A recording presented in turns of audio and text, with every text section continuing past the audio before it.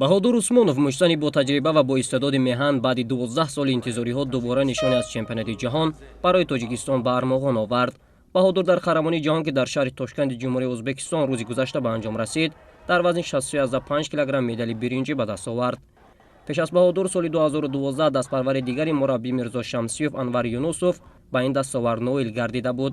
ин нишондоди тарихӣ дар шаҳри Бокуи Озарбойҷон иттифоқ афтодааст. Баҳодури мо то роҳ ёфтан ба даври ниманиҳоии мусобиқа ибтидо аз садди роҳи худ Алекс Исенди аз Танзанияро хеле соддаву роҳат ва бо эътимод ба нафси олӣ шикаст дод. дар даври дуюм Баҳодур муқобили ҳарифи сарсахте рӯбарӯ гашт. Муҳаммад Алкасба аз Урдун муқобили муштани мо рақобати сангине нишон дод ва дар интиҳои нерӯсанҷӣ муштани мо бо қарори ҷудогонаи доварон бо ҳисоби 3-2 ҳарифи хешро сарафканда намуда ба даври навбатии мусобиқа баромад.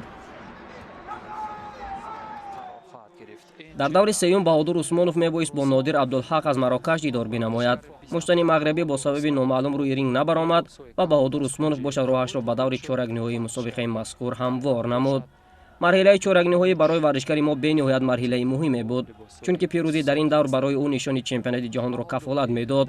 аз ҳама рақобати соддаву роҳати Баҳодури мо дар ҳамин марҳила иттифоқ афтод ки дар рӯбарӯи ӯ Хунатип Путнич аз Таиланд қарор гирифт. муштанон раунди аввалро хеле хуб шурӯъ карданд.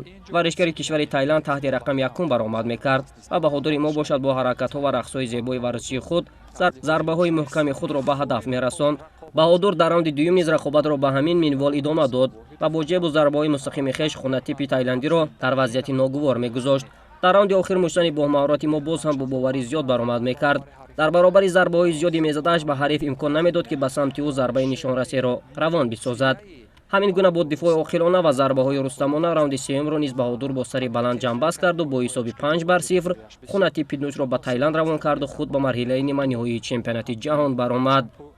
пирӯзӣ дар ин марҳила барои Баҳодур нишони биринҷии қаҳрамонии ҷаҳонро кафолат медод, вале ӯ имкони хуб дошт ки ба нишонҳои бартаре аз ин даст биёбад. Баҳодур Усмонов дар даври ниманиҳоии чемпионати ҷаҳон оид ба бокс бо Чинзорик Баъатар Сурхи бо таҷриба аз Моғолистон сабқат кард.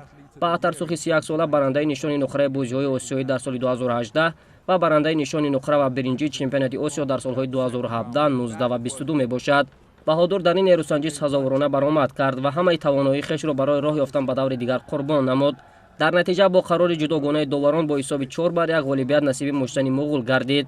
пас аз ин нокомӣ дар даври ниманиҳоӣ Баҳодур соҳиби нишони биринҷӣ ва маблағи пулӣ ба андозаи $50,000 амрикоӣ шуд ва тавонист ки саҳифаи ҷадидеро дар таърихи бокси меҳан варақгардон бикунад.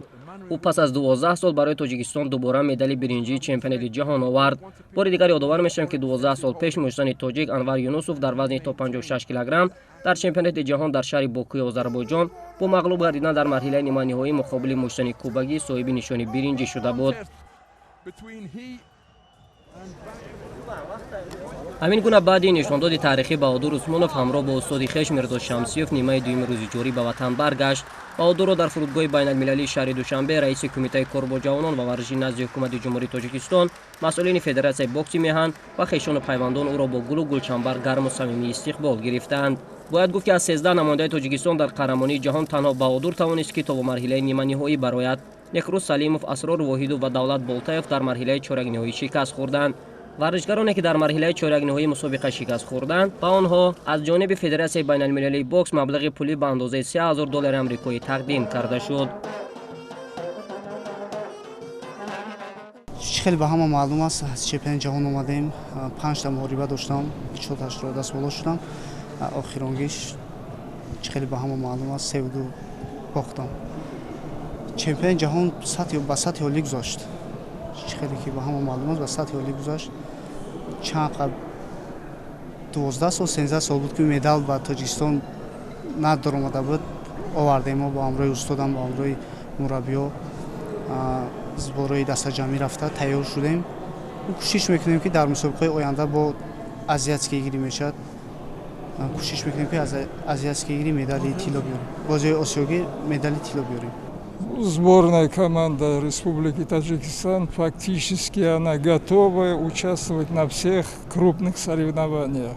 Дело в том, что сейчас в данный момент очень много помощь поступает от Комитета по делам молодежи и спорта, от Федерации очень большая помощь идет. Это у нас, как говорится, лед тронулся. Будут результаты в будущем. Надеюсь, что будут олимпийские путевки и участие на Олимпийских играх сборной команды.